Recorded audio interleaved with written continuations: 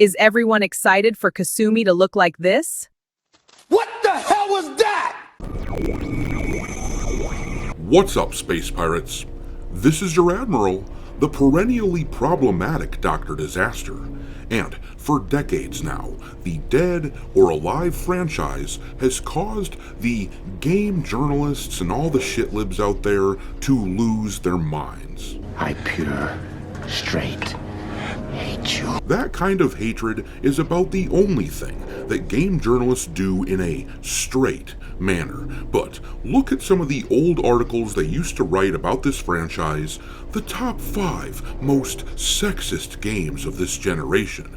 And then they list DOA Extreme Beach Volleyball 2, and then here they are whining about DOA Paradise, calling it the 7th most sexist game ever.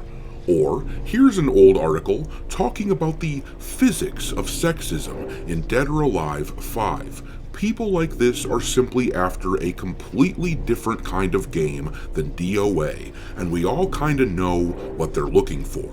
Something gay, no doubt. This is one of those franchises where it really doesn't make any damn sense at all to chase after the modern audience. Because those people will not be happy with a Dead or Alive game ever. They will not stop whining until a character like Kasumi looks something like this, and even then, they'd probably complain because her skin is too pale. I feel represented by this. And this is why it is so mind-boggling that the people at Team Ninja would be using Reddit, of all sites, as a way to garner feedback for the newly announced Dead or Alive game that will be coming out sometime soon. They have a thread on that site for direct feedback to the developers, but it looks like people are getting banned by mods for talking about fan service and that sort of thing. You know, probably the most noteworthy component of the entire freaking franchise. They are taking down discussions about that because it sure looks like the community managers or whoever it is that's moderating that site, it sure looks like they are out to sabotage the studio. But there's no excuses for Team Ninja here. It's their decision to create a space for dialogue in this way, and we all know what happens when games cater to the modern audience, which is especially relevant for a franchise like this. We believe it's possible to be entertained without demeaning women. So you have chosen death.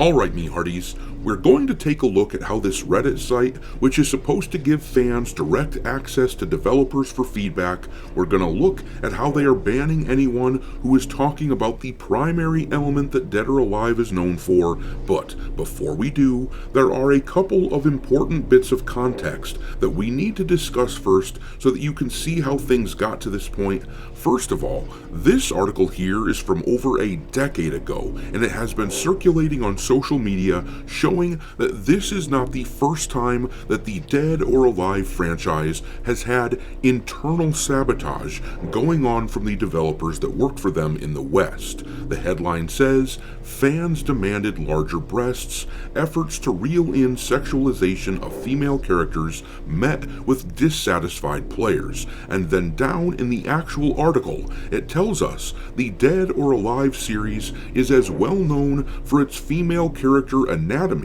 as it is for its fighting, but the director said an effort was made to subdue gratuitous fan service in DOA 5, at least until fans saw it. We were getting feedback from the overseas offices to tone down the sexuality, to tone down the sexiness of the game and of the characters. We actually got a lot of feedback from people who were playing a demo for the game saying the opposite, which was kind of surprising. And that's because back in 2012, the woke rot had already begun to seep into the Western gaming industry, you will note that in the article they explicitly tell us that it was the overseas offices that were giving them feedback, meaning the people in the Western satellite studios, and these people were telling Team Ninja that the very thing which made them extremely popular was actually something they needed to get rid of. So, this is certainly not the first time that their own employees have attempted to bullshit them and sabotage the DOA franchise. Basically, it seems like ever since Itagaki left Team Ninja, that franchise has been under assault by elements of its own company. But there is some more context that we need to consider with regards to this game. This image here has been making the rounds on social media. This is apparently a picture of the producer of the newly announced Dead or Alive project that they're working on, and that pin that he is wearing on his suit is a 2030 agenda pin, which is basically a shitlib virtue signal to show that you are part of the so-called good guy tribe on the left. That's at least a little concerning, but more than that, it has to be noted that Team Ninja really needs a win right now. Their last game that they released, Ninja Gaiden 4 last fall, went out like a fart in the wind.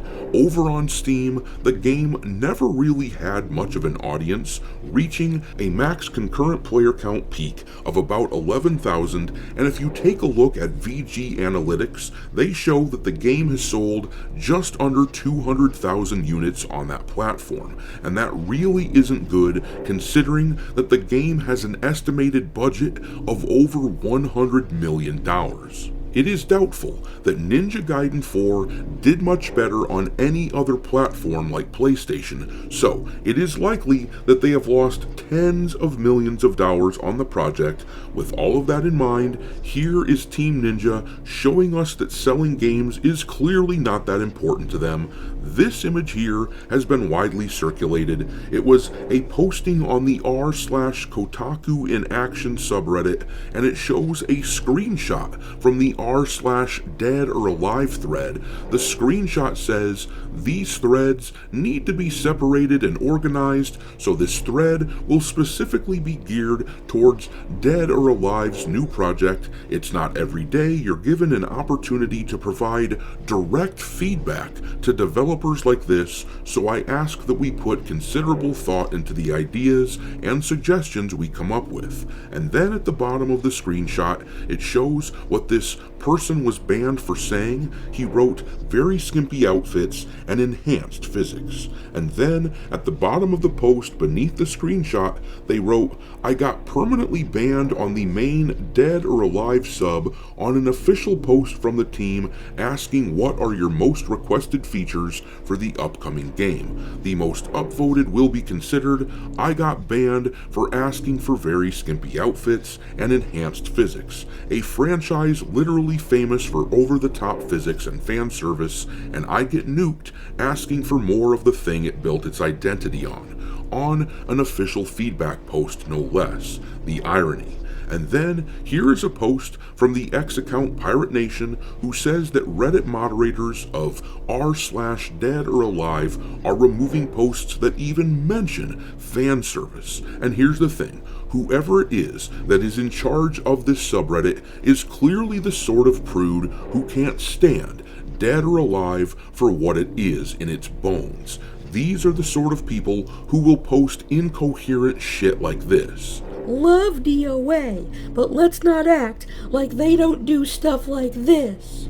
When this sort of person complains about fan service and then says they love Dead or Alive, that's kind of like a vegan trying to convince me that actually they like meat. The Redditor class of people are simply incompatible with this franchise, though there has been an attempt to try to rewrite history by some of these sorts of people into pretending that DOA was always an empowering feminist game.